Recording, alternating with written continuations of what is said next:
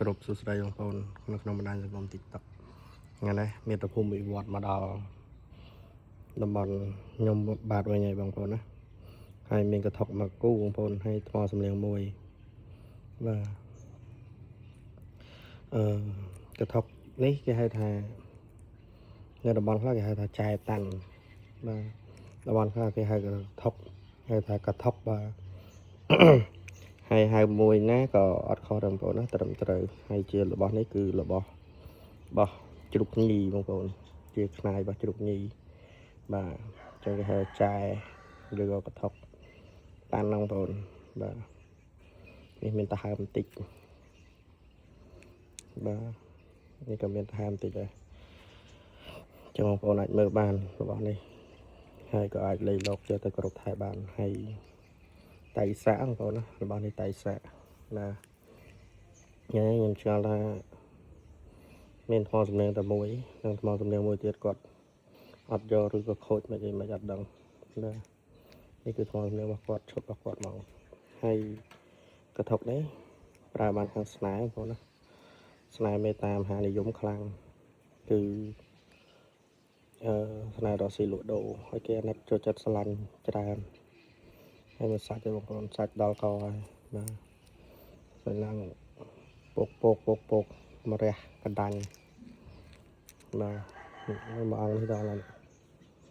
ដូចកូនតកៅដួងអញ្ចឹងបងប្អូនណាបាទហើយបងប្អូនថាឃើញតូចខ្នាយតូចសូវមានអានុភាពដូចខ្នាយធំអីអត់ទេបងប្អូនចិត្តក៏ចឹងទេបាទมันប្រកាសថារបស់តូចมันប្រកាសថារបស់ធំមានអានុភាពខ្លាំងជាងរបស់តូចអត់ទេគឺសំខាន់នៅលើការគោរពបាទហើយគឺការតៃសាក់គឺមានវិញ្ញាណតួអង្គល្អតាមប្រពថែមានដង្ហើមតិចទេបងប្អូនណាបាទហើយថ្មសំនៀងនេះគឺតាន់ក្នុងកន្លែងសំលៀងគេបាទនេះកន្លែងសំលៀងចឹងបងប្អូនអាចលៃលកយកទៅគ្រប់បានបងប្អូនណាខ្ញុំមានថា3ហ្នឹងទេគឺមួយឈុតបាទស្អាតដូចតកៅដួងចឹងបងឡងដាញ់ណាឡើងមៀតវិញមើលនៅក្រៅវិញឡើងក៏ម៉ាត់មកបងប្អូនណាបាទស្អាតអត់មានប្រេះបែកកន្លែងណាទេបងប្អូនស្អាត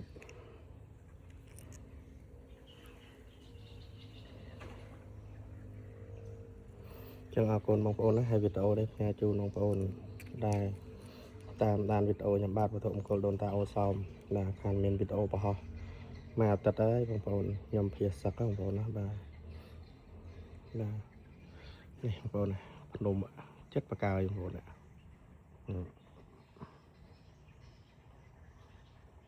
ចិត្តបងប្អូនបាទអរគុណច្រើនបងប្អូនណាទស្សនាហើយរីករាយបងប្អូនសាធុមានលៀបបងប្អូនណាបាទ